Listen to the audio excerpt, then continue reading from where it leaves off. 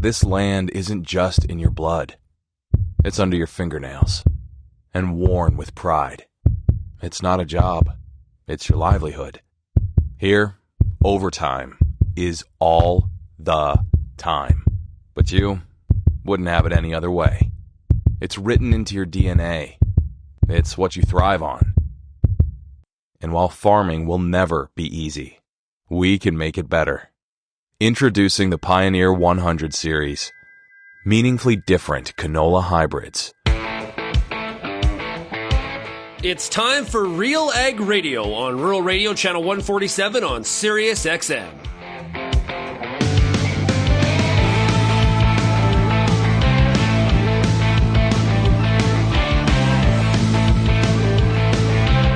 RealAg Radio and RealAgriculture.com is your home for insight and analysis of the issues that are impacting your farm business. Let's get real and get connected with RealAg Radio.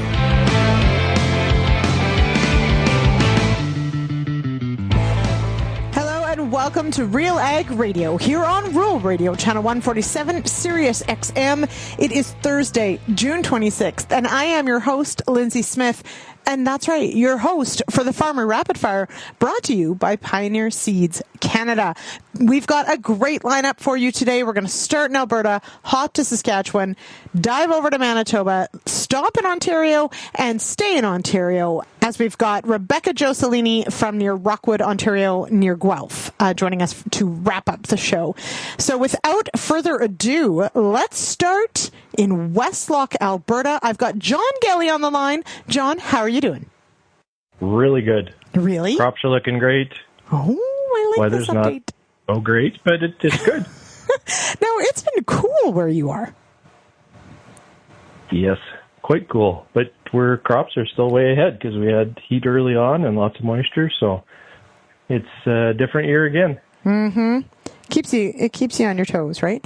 Now, how have you been though? You are Westlock area. Definitely seen forest fires out your way and a lot of smoke. Have the smoky conditions mostly dissipated, or are you still dealing with that? To be honest, we haven't had a lot of smoke here this year. We've had a few smoky days, but nothing, really sogged in like we've had in the past few years. I guess the winds have been treating us properly and don't see a lot of smoke. So, yeah, it's weird. Okay. We're used to getting a lot of smoke and not seeing it. Yeah, well, it's you must have just sent it somewhere else, which also happens. Some decent moisture, which is good. How did the seeding season go? How does the crop look now here as we head into officially summer? Things look excellent here. We had finally about the perfect amount of moisture at seeding. The previous 2 years, we've actually been too wet in the spring, and then it dries out in the summer. This year, we had just beautiful moisture, and we were getting a little dry a couple of weeks ago, but we got a nice shot of 1.5 inches here a while ago, and we're in good shape now. The crops are heading out. Canola's starting to flower. Everything looks good so far, but long ways from the being yet, right? Mm-hmm. Yes. Let's enjoy when things look good, but recognize there's a lot of season ahead to get through. That's for sure. So emergence, not bad or looking good. Moisture is good. What challenges are you seeing? Do you have any weed issues that are driving you a little bonkers, or how's it looking? Well, it seems to be ideal conditions for Canada thistle and a few other smaller ones, but had to step up the game a little bit on some of what we sprayed this year, and I think everything's pretty much under control as far as weeds go. Insects don't seem to have been a problem so far. We had a few flea beetles, but the crop was growing so fast it just crop outran the beetles. Very few cutworms I hear in the area, and I guess waiting to see if we're going to get any birth armor action or not. The traps are pretty empty so far, so that's a good sign. You always know there's something coming around the corner, right? Mm-hmm. Especially because you grow canola, and everything loves canola. Everything. Diseases, insects, everything. It's a dandy of a crop. Everything. If it can happen, it will happen. That's right. Now, so you mentioned the Bertha armyworm traps. Is that something that you put out, or do you have an agronomist that puts those out, and who monitors them? We do them here, and we check them once a week. It's, I think, a 6-week step. We've been doing them for quite a few years, but it's a program put on by the Alberta government, Alberta Agriculture, and I believe it's part of, the crop surveillance program that's out there, pest surveillance program. And, we've been doing them for a long time, and it's great to help out and give everybody an idea what might be coming. And are Bertha's the only one that you do any monitoring for? Oh, no. No, we've got Swede midge and canola flower midge. We usually have diamondbacks, but we don't have them this year. We've always got something going on here. When your daughter's an entomologist, that's right. You get everything. That's right. I will. As an aside, I had an ID this week for a grub that I had to go to 2 different entomologists to find out what it was. Because I'm telling you, I find it fascinating, and when I find something I don't know what it is, I like to find out. So there you go, and always on the lookout for it. So that's good. Now, John, for anyone who knows you or knows you well, or who has been around, also knows you're not afraid to talk about clubroot, which is, again, everything loves canola, including clubroot. How has the clubroot battle been going the past few years? Well, on a personal level, it's been okay. We haven't seen a lot of issues, or we do, see the odd, well, not the odd, we do find it in soil tests, especially with some of the partners we have doing plots here. But, it really hasn't been an issue locally, or I shouldn't say locally, right here. We are hearing about more spread and more different pathotypes, and it's never going to go away. So, but it is what it is. I guess the good news is it's not front and headline right now, so it's not horrible. But it's another thing in the back of your mind, right? And so is it something that, do you always grow resistant varieties, or are you still selecting and rotating through? How are you managing it from, the genetic side? Yeah, we're always rotating into different varieties every cycle, so every 3-year cycle. Trying to find something with different resistance, trying different stuff, depending which company you talk to, whether first generation versus second generation. We're always second generation here now. So we're always rotating into something new, hoping to try and keep ahead of it. And, it's tough to rely on genetics. You got to do a lot of the things. Rotation is crucial. But so far, so good. And I haven't heard of any of my neighbors jump up and down and phone me in the middle of the night and say that they've, had a big issue with it either lately. So crossing my fingers, but again, same old story. It can pop up anytime and in a big hurry. Absolutely. Now, on the cereal side, how are things looking there? Looking good. The malt barley is heading out right now. It was starting to stress a little bit there when we didn't have rain for a while because it was such a lush crop. It needed a lot of moisture, but I can honestly say at this point, unless the big white combine comes through or something else, I don't think you or me are going to go thirsty this winter. It should be okay. And wheat's looking good too. It's it should be starting to head out here in another day or two. I'm already planning fungicide for everything.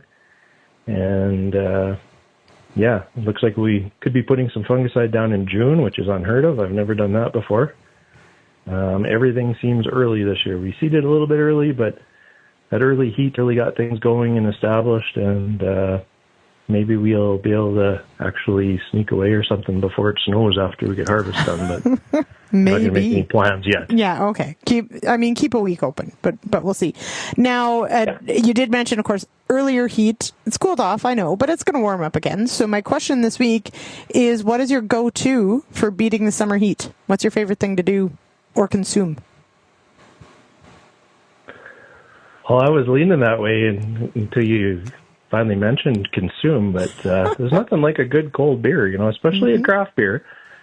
And, if you can do it after maybe a day of hanging out on the lake, either pulling kids around on tubes or doing a little fishing, that's a good way to do it. Or even just sitting on the deck in the back in the shade. I don't mind that at all. Mm-hmm. I think that sounds pretty great. I have many good memories of being whipped around a lake on a tube and going flying.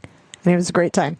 So anytime you can subject your children to such things and their friends, that's a good idea.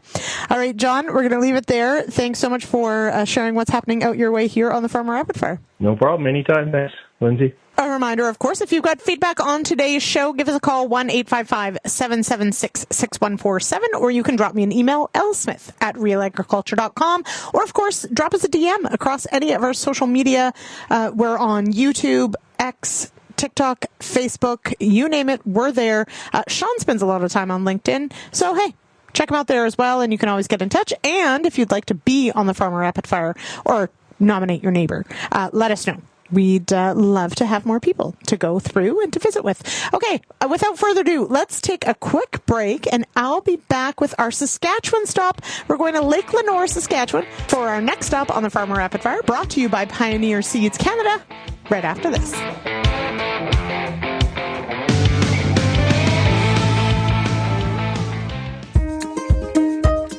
At Alliance Seed, our premium varieties of wheat, durum, barley, and oats are crafted to fit the unique needs of your farm. By choosing Alliance Seed, you're selecting reliable seed that enhances your production potential and boosts your bottom line. Discover how our top-performing seed products can elevate your fields at allianceseed.com or call us at 1-877-270-2890. Peter Johnson at WheatPete, RealAgriculture.com, and what an opportunity! Oh my gosh! You think you can't grow better wheat? You are absolutely wrong. We're going to show you how to strive for those record wheat yields that they get in the UK and in New Zealand. You can grow 150 bushel wheat. I'll show you how. Catch WheatPete's Word every Wednesday on RealAgriculture.com or download the podcast on iTunes or Spotify. If you only listen to RealAg Radio, you only get half the picture. For greater insight into the issues that affect farming, tune in to RealAgriculture.com. Crops, livestock, machinery, farm management, and the markets, even food and travel. Real Agriculture Online digs deeper into the topics that affect the way you work and live. So get connected today. Read, watch, and listen to the people who know at RealAgriculture.com.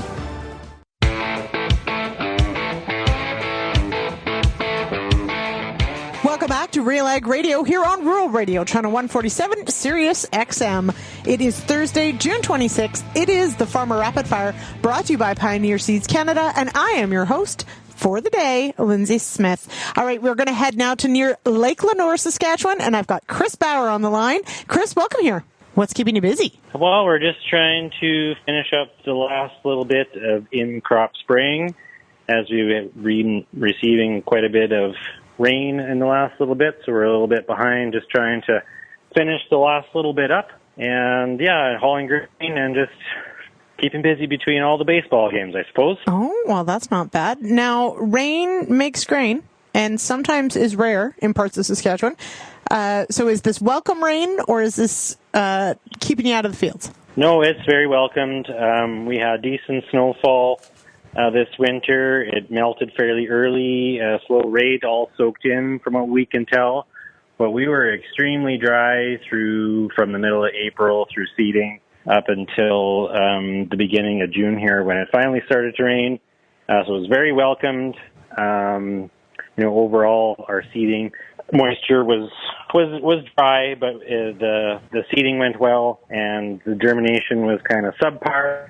But now with the recent rains, everything's kind of even out, and we received about 3.5 inches over the last 2 weeks, and so that's very welcomed. And I think things are looking up, and I think we're pretty happy right now. Yeah, that sounds pretty good. Now, so what all is in the crop mix this year? Okay, so I got peas, wheat, durum, canary seed, flax, canola, oats, barley. So I got to mix everything going on. That's kind of normal for me. Yeah, okay. For of course, some of our listeners in parts of Ontario, parts of the U.S., the fact that you have more than 3 probably would blow their mind. What do you think is one of the... I love this about Western Canada and Saskatchewan, especially with how many cropping options you have. What are some of the challenges in running that many different crop types? Well, I think some people do it to kind of chase some of the markets. I don't do that. I stick to a rotation. We have, a little bit more than half cereals, and I lumped canary seed into the cereal conversation. And then with peas and flax and canola as, a little bit less than half of the acres. And what I try to do is more of a 3-year rotation more than anything. And, but that can be difficult, just based on land rent or however that works. But, it does pose a problem, particularly in spraying season when you're doing a bunch of clean outs and you're in a hurry and maybe there's wind or maybe there's rain coming or you got to get to baseball or whatever. That's the biggest hurdle. Sometimes when you're changing things over, even during season, it can be a pain in the butt. It takes a lot of hours, especially the clean outs. And you're always kind of worried, well, did I get everything out of this sprayer and stuff?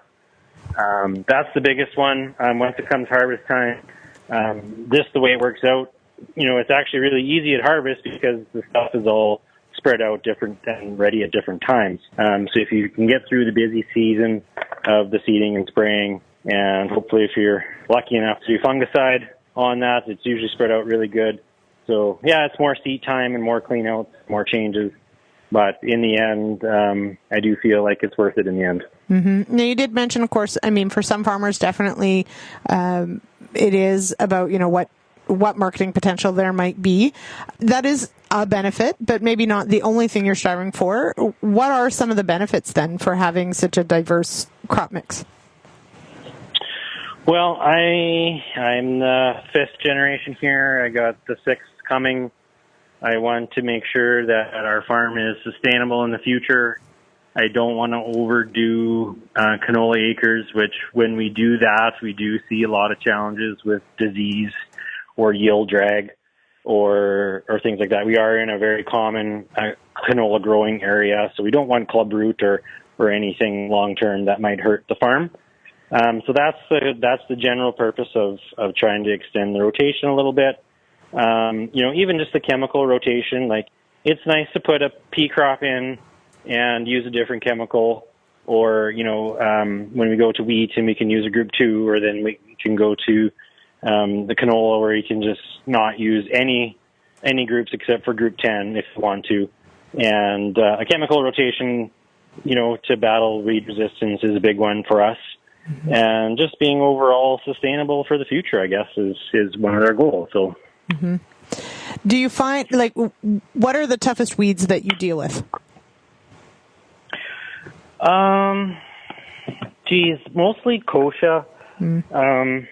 It's not because I have resistant kochia. It's just because we have a lot of saline areas around the lakes that I farm where there's just really nothing else that grows there.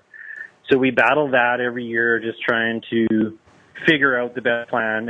And this year, that's a real good example. This year, we don't have hardly anything that established in those areas because they were too salty and we got 0 spring rain. Yeah. So those seeds, maybe they germinated because there was moisture, but they died because it was too salty. So now we've got a battle going through the rest of the year now, battling that kochia in those areas. And, if you've got Liberty canola there, well, it's easy to go out again and spray that area down with Liberty, and that kills it pretty good. Or if you've got a cereal crop, you've got to maybe go back to some of them patches again and touch those up. But other than kochia, the common things like cleavers or wild oats and things like that are always prevalent here. Mm-hmm. For those that don't battle salinity, it's one of those things, unless you've seen it, it's sometimes hard to believe how little will actually grow in it. Have you ever thought about like mowing the kochia or mowing it down? I know on big acres that's not necessarily, like, I just keep thinking, can we not breed it to be a forage and then maybe you could hay it? But like, kochia's awful. Like, it's terrible. Yeah. So we've actually in our bad areas, we've planted a forage crop and like some salt tolerant grasses and things like that. Just because you get fed up with planting an area every year, putting seed and fertilizer down, and never getting anything. So we took those big areas that were always a problem out of the planting and try to establish some forage. And last year, when we got a lot of spring rain, I got a really good catch on some more areas, so that was good to see. But yeah, we have mowed and we've baled, like, especially if we've got oats or barley in some of those areas where it doesn't look like it's going to amount to anything. We get a cattle guy out and to bale it, and that has helped. But kochia is really resilient. Like, even it'll still set seed, into September or even in October and drop its seeds. It's a really resilient plant. Mm-hmm. It's a tough one. And it doesn't seem like, it almost likes the salty areas. That's what's crazy. It's sure. Yeah, it's just super tolerant. Now I know, so I'm coming out of Ontario, and I know the West had hot weather early on, but has cooled off in some areas. But we are officially into summer. And so my question this week is, when that hot weather hits, what is your go-to strategy for staying cool? Well, we're going to be fairly busy through July with the boys' baseball. They play baseball to the end of July with playoffs and provincials. And we're going to try to get to the lake here and there, hopefully somewhere in between there. But definitely after the first 2 weeks of August, we always plan to get away up north and get away at the lake and do some fishing and golfing and camping and just some family time. However, a lot of our favorite places burnt down this year, and they're closed. So we've kind of had to just pivot a bit and go in a different direction than we normally would. But we'll make the best of it for sure. We have lots of areas that we like, and so we're just going to go. We're going to go east instead of north this time. So there you go. Lots of great options in Saskatchewan. All right, Chris, thanks so much for joining me here on the Farmer Rapid Fire. Yeah, for sure. Thanks for having me. All right, we're going to take a quick break, and I'll be back with more of the Farmer Rapid Fire, brought to you by Pioneer Seeds Canada, right after this. Hi, I'm Bernard Tobin, host of the Soybean School on RealAgriculture.com. Throughout the year, on the Soybean School, we'll bring you timely agronomic video content from planting to harvest, from the latest agronomic research to the latest in production technology. Check out our massive video library on YouTube, RealAgriculture.com, or download the audio podcast versions wherever you get your podcasts. The Soybean School is brought to you by Mazix Seeds and Lalamon Plant Care. If you're involved in the agriculture industry, it's important to stay informed on all the latest issues affecting your business. At RealAgriculture.com, we offer fast, reliable news, information, and insights to help you keep on top of all of the latest in Canadian agriculture. Visit RealAgriculture.com and sign up for our free daily newsletter covering everything from news, agronomy, animal agriculture, and much more. Visit RealAgriculture.com/subscribe today. The Canola School on RealAgriculture.com is a video series that showcases the latest in canola research and production agronomy. Learn from some of the best at your own pace through quick and timely producer-focused videos available on our YouTube channel. The Canola School on RealAgriculture.com is the quickest way to keep up to date on all the latest in canola production. Boost your canola IQ with the Canola School, brought to you by BASF, and visit canolaschool.com.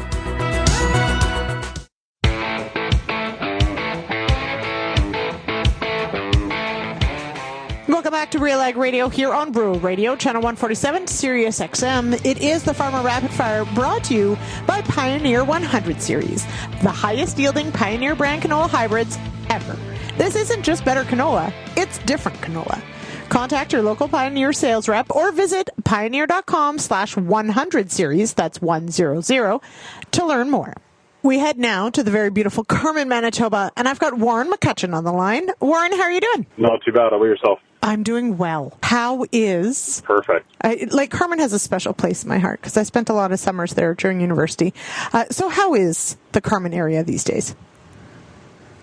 It's good. Yeah, I have no complaints at all.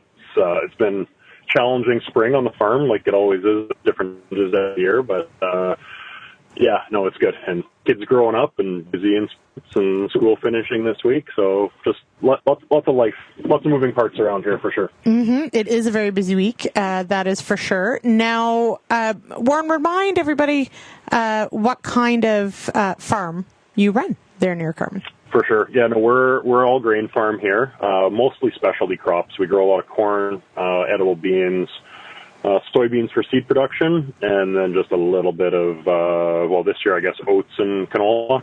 We don't have any wheat here this year. Normally we have a little bit of wheat. So yeah, that's kind of, our bread and butter here would definitely be beans and corn, and we're very heavy on that rotation here this year. Why no wheat? What happened there? I mean, this game is difficult enough, and trying to make profit and stuff like that, and just not really in this game to break even or lose money with a decent crop. And that's kind of where we're at on wheat versus some of these other crops right now, where you're running a budget going, that takes a big wheat crop to cover costs, where some of these other ones, whether it's soybeans or oats, that maybe your inputs are a little bit less, or certainly with corn and canola and edible beans, where your upside revenue is higher, that at least you can do a little bit better there. It's just, I just could not make sense of any wheat acres here, a 70 bushel wheat crop even, which is kind of a 10-year average sort of number for around here. It just doesn't pencil to make anything. So, like I said, not in the game of doing this just for fun or losing money. So that's where we're at this year. I think that's a really good way to sort of put it in context. Is it's not about it's hard to get a crop. You can grow decent yield, I would imagine. It's what it takes to grow that and what the prices are, and we have bills to pay. You can't do it for fun.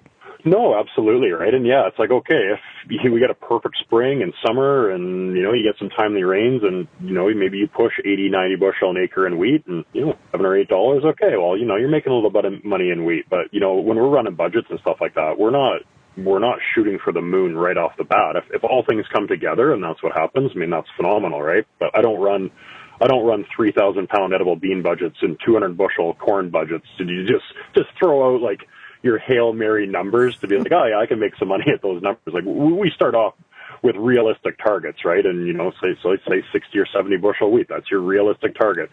40 to 50 bushel canola, that's your realistic targets, right? And okay, well, what's it look like at those numbers? And wheat's the one that you basically have to grow a rock star crop to turn any profit. And the other crops, it's still a better crop is obviously better, but at our long-term average yields, there's more money to be made on those other crops for sure. Yeah. If everything's average.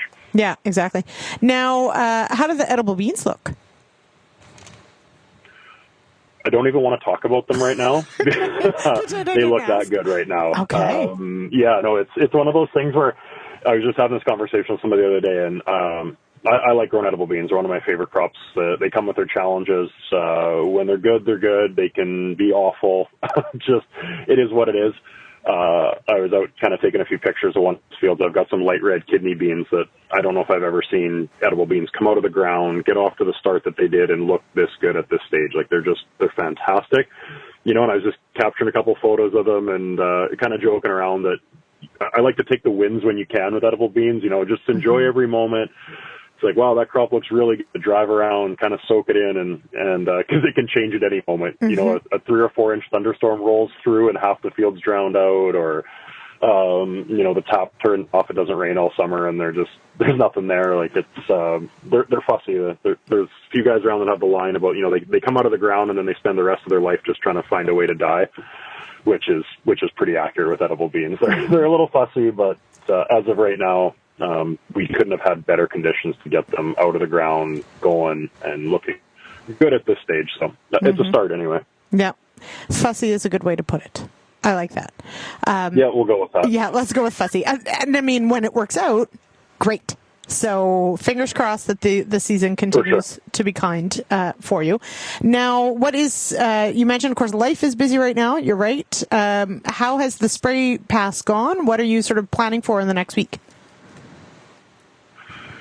Spraying, we're getting, I never really feel caught up, it seems like. More recently, though, we've had way better conditions. Earlier in the spring here, we were so hot and dry and crazy winds all spring. It seemed like we tried to get all our burn off done, and it was super questionable.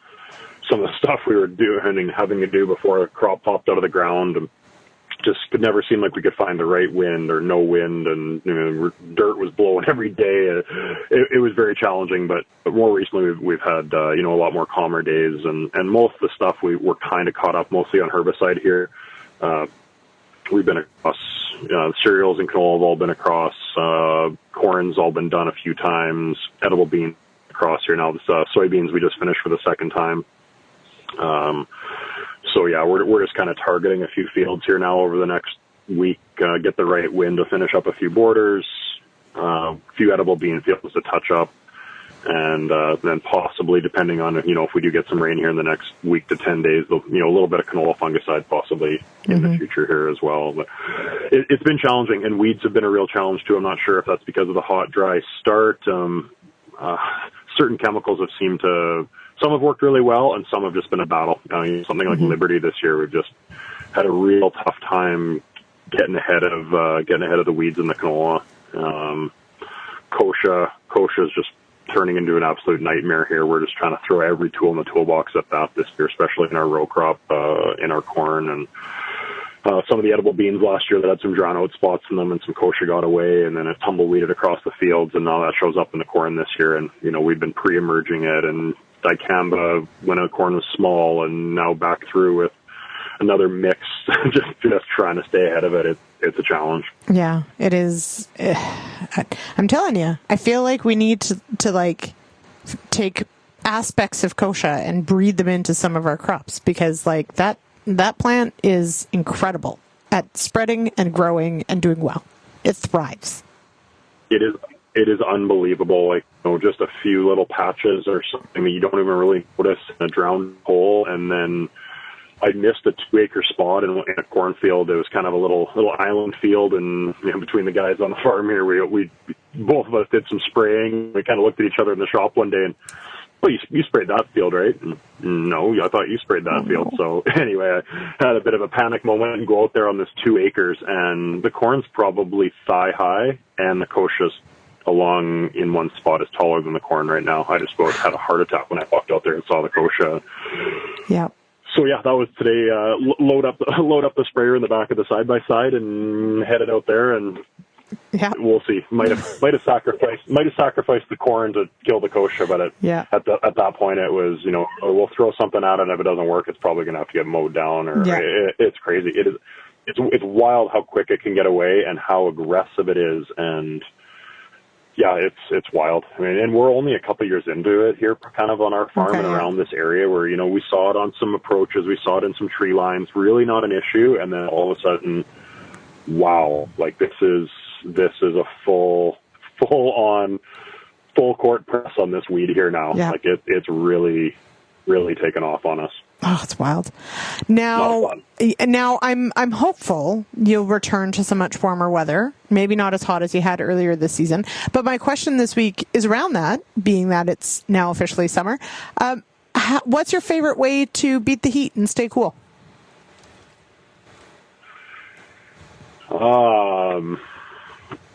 I mean, I'm a redheaded ginger guy, so I don't deal with the heat really well to start with. So, yeah, gotta find some air conditioning, and maybe try to sneak off to the lake with some friends or family for a few weekends a year, and jump in the lake and have a boat ride and have a cold beer or something like that's obviously the best. But we just put a little tiny above ground pool up in the yard here for my kids that are 6 and 11 years old, and we've had perfect weather that we've been jumping in the pool after school and enjoying that on the weekends here, and nothing extravagant by any means, perfect way to beat the heat, and we've been enjoying that here for the last few weeks. Absolutely. All right. Hats, sunscreen, lots of water, shade. I'm not a ginger, but I'm very pale. And I'm in the same boat. I need to stay out of the sun as much as I can. I am not built. I'm built for winter. And that's all there is to it. All right. Yeah. Okay, Warren, thank you so much. I hear you on that one. Yeah, thanks so much for joining me here on the Farmer Rapid Fire. Appreciate it. Yes, thank you so much. Have a great day. All right, we're going to take a quick break, and I'll be back with more of the Farmer Rapid Fire, brought to you by Pioneer Seeds Canada, right after this.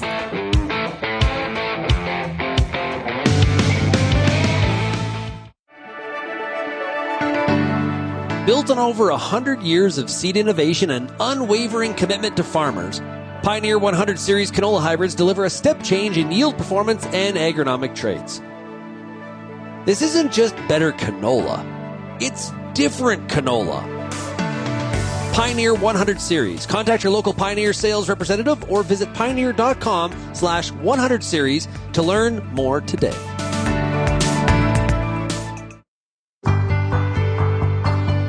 It's summertime, and you've got a lot of important decisions to make when it comes to your corn crop. Let the Corn School on RealAgriculture.com help guide you through those big decisions with input from leading experts in the field. If it's spray timing, disease identification, or any other field issue, the Corn School's got you covered. The Corn School on RealAgriculture.com. Brought to you by BASF and Pride Seeds.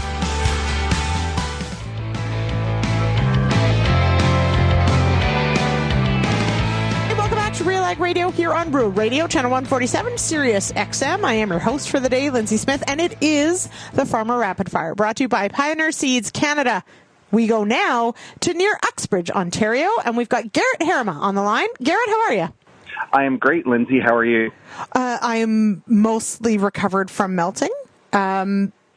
I got to tell you, it's been a stretch. And with apologies, I don't know if you saw, but Western Canada has not been under this heat wave this time, and it is just us suffering alone. Yeah, it's been a scorcher of the last beginning of the week anyways. Hopefully we get some relief here within the next few days for us anyways. Yeah. How are the cows handling it? Okay. Production did dip a little bit, probably close to 10%, which is kind of what we were expecting. For us, we built a new dairy barn 7 years ago, so between the good curtains, chimneys, and big-ass fans, we've been able to mitigate that heat stress on the cows. Seems like they're already starting to eat a bit better with the relief the past couple nights, so that's good. And hopefully we don't see any other health issues within the next coming weeks from this heat stretch anyways. Mm-hmm. I would like to note that it's the name brand of said fans. Do you have misting systems as well? Because I am very jealous that cattle get misting systems. No, we haven't invested in that. We're hoping that we don't have to, but if we start getting some more of these periods where we get in these hot stretches, we'll for sure have to really consider it, either a misting system or a soaking system of some sort. Of some kind, yeah. Now, so a 10% drop is really significant, although I suppose it could be far worse. How do you handle the feed intake side? Because, of course, I know I'm no different than most other mammals. When it's really hot, all I want to do is try and stay cool, and I have no appetite. And I imagine cattle are quite similar. What are the things you do to try and, keep that intake up and keep that rumen going? Definitely pushing up feed, and making sure the cows are cool. Where we have our fans are, it's more focused over the laying area, over the feeding area, which did hurt us. We noticed that where we usually see periods where, we get 10, 12, 14 cows eating throughout the day, we didn't see any. So that did hurt us. And with our refusals, we did see a lot more. We've then loaded into the mixer and do a heifer mix with it. So it's not like it's going to waste. However, there's added protein and purchased feed there that we don't feed to the heifers. So there's a cost that way. We will back off the feed, 5 to 10%, just so we're not wasting. Yeah. But like I said, we've already seen the cows starting to increase in feed intakes. So it's usually a short period that we have that period of less feed intakes anyways on the dairy herd. Mm-hmm. Now, where are you at with your haying situation, with your forage situation? We did triticale, which we figure came off about 5.5 ton the acre, which was awesome for a first year. First cut hay on haylage was closer to 6.5 ton of the acre. And we're just kind of plucking away at dry hay. And there's an obscene amount of hay out there. So we're taking it a lot slower than last year because we got skunked with some hay that we ended up blowing back on the field with the harvester just because we couldn't get it off with all the rains that we have. So we're just taking it a little slower pace this year, which is good with the amount of volume we're going to have for first cut hay. And we think we got enough first cut hay that we're not going to have to do any second cut haylage anyways. We might do some third cut. We'll just see where our volume's at after we get second cut done. But I think we're going to try and dry bale our second cut hay. And then maybe even third cut hay we'll have to dry, and then from there try and figure out where the market is for it anyways. Yeah, it's I mean, you mentioned it last year, getting burned a few times with the moisture situation. I know it was so wet for so many stretches. Trying to find that little window to make even haylage was not a lot of fun around here. This year does seem to be shaping up obviously differently. We had this incredible heat, but with it all that humidity. But I know we got our first cut done, and the regrowth has just been phenomenal, which is nice. So mentioning the triticale, what went in after the triticale, or what are you doing with those fields? We did no-till corn into it, so we no-tilled the corn in, and then a friend of mine does dragline manure and had him come over, and we ended up just putting the manure over top of the planted corn. It wasn't emerged yet, but just trying to get him here didn't work out for us getting it planted, so we did that, and the corn looks awesome from doing that. We had some hay, first cut hay that we just figured we're going to have too much hay, and we ended up no-tilling beans into it as well. So that, yeah, we're real happy with the emergence on the triticale at this point. Yeah. No, it's, it's always that balancing act, right? Of you want to make sure you've got enough feed, enough of the right feed, especially with dairy cows. But it does potentially offer exactly that, those opportunities to maybe sneak in, beans or maybe take out a stand and rejuvenate it or reseed it. Where does that fit in sort of the cropping plan for you? Part of the reason with the soybeans after the hay was we're mostly hard corn this year. We got a lot more corn. Just logistics on fields and some other factors that came into play. So it was trying to figure out how to get wheat in afterwards was some of it. It still comes back to we need, 120-ish acres of wheat in order both for feed wheat, straw, and bedding. And then from there, try and stick to a corn soybean wheat rotation, or 2 years corn soybean wheat rotation is what we've been more so trying to do. It just doesn't seem like we can get the real good bean yields in order to make a lot of beans pencil for us. So we try and stick to 2 years of corn now. And just some of it with rented land year to year, you never know. So you try not to get them established in a hay, and then there's logistics and other factors. So, but, the dairy herd is still the primary focus in making sure that things make sense close to home, make sure they're fed. Mm-hmm. Now, my question of the week, inspired by the ridiculous weather we started with this week, is also in line with our poll on RealAgriculture.com. Your favorite way to beat the heat? Are you an air conditioner lover? Do you go find somewhere to swim? Do you eat your weight in ice cream? How do you stay cool when it gets really hot? Fortunately, my folks have a decent swimming pool, which helps. Air conditioned farm equipment does make it so we can withstand the heat. Shade is another thing. And a nice cold cerveza on a hot day sure does feel good as well. Mm-hmm. And I think that's the 3 keys around here anyways to beating the heat. Mm-hmm. I happen to know a few people who their best air conditioning is in their farm equipment. So cutting hay is maybe not a bad idea. No. Although our air conditioner guy that comes in and does repairs seems to be running off his feet. So here's to hoping everything stays working this year. Yeah, let's hope. Okay. All right. Gerrit, thank you so much for joining me here on the Farmer Rapid Fire.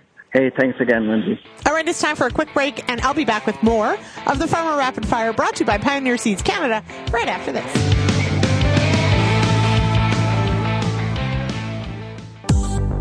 I'm Lyndsey Smith from RealAgriculture.com. Join me Monday nights for The Agronomist, a 1-hour live and interactive show broadcast across YouTube, Facebook, and X. Monday nights at 8 p.m. Eastern, I host expert agronomists from all over the country to give you answers to some of the toughest agronomic questions. Join us live or catch the replay Tuesday morning. That's The Agronomist with me, Lyndsey Smith, Monday nights live at 8 p.m. Eastern. How's your seed quality? What should you treat with? What about herbicide carryover and environmental concerns? Spring is here, and you've got a lot of things to think about in regards to your pulse crop. The Pulse School on Real Agriculture has information and advice for all these questions and more to help you navigate this season. Brought to you by BASF. Pulse School episodes are available at pulseschool.com, realagriculture.com, or as a podcast on your favorite streaming service. Download the latest episode today.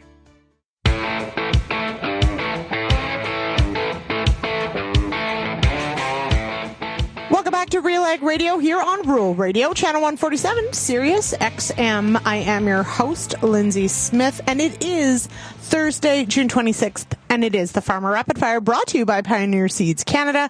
Joining me now to get us up to date on what's happening in her territory, I've got Rebecca Jo Cellini with Pioneer Seeds Canada from near Rockwood, Ontario.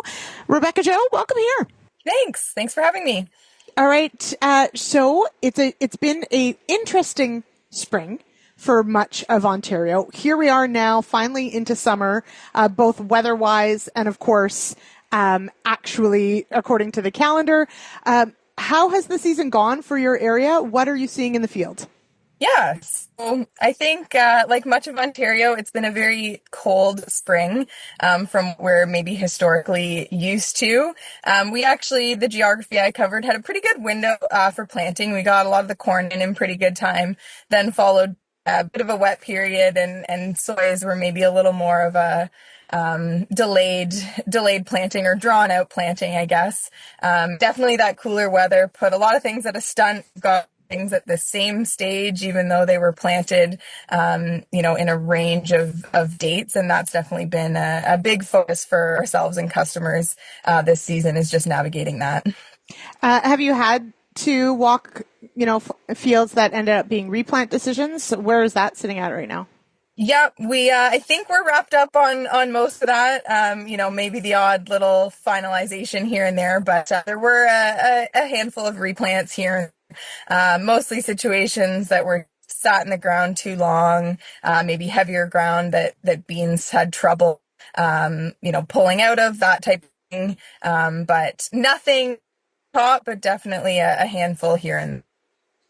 Okay, so now we did have, as you mentioned, not a wonderful start to the year. It was a little cold or cool, dry though, which I found interesting. It was interesting to go through that, to not be dealing with, rain, but humid conditions for sure. Definitely a question of, now that we've got this past week, we got just so much heat all at once. I have been melting all week, and it does beg the question of, weed control. So, were weeds slow to get started? Should we be on the ball? How have we done with the spray pass? Yeah, I would say definitely need to be on the ball. Look at those fields, scout them. it's a bit of a double-edged sword. Weeds were maybe slower in the spring with that cool weather, but we also saw a decrease in metabolization of herbicides. So we actually saw some herbicides maybe not work as quickly or as well as we would have hoped they did. So some folks going in, back in after a residual when they maybe wouldn't have expected to in other years. Crop also being slower to canopy over, maybe changes that window a little bit of how long your residual is going to last. So definitely get out and scout, look at those fields. There's a lot of weedy fields around, and I think a lot of things that have needed sprayed all at the same time. So just managing through that and making sure we prioritize what is most urgent. So, I mean, that's a good question. Then how do you prioritize? Is it based on the crop that maybe needs it the most, the toughest to kill weeds? How do you make that call? Yeah, I think a little bit of a combination of both. I mean, focusing on your critical weed free period, which I think for corn and soybeans in a lot of cases has been the same timing this year. The nice part is most of the wheat fungicide is on, which that was, there was a lot of people waiting to finish that, not wanting to have to worry about tank clean out, that type of thing. So navigating between corn and soys, and I'd go kind of what fields are the weediest, what fields are the weeds at the biggest stage, and then what weeds are most difficult to control. We know as weeds get bigger, they're harder to control. So focusing on how we can get into those fields with the larger, harder to control weeds first, get them out of the way, and kind of backtrack from there. Mm-hmm. If only we could duplicate ourselves some days. That would be great. Exactly. But there's only so many people and so many sprayers.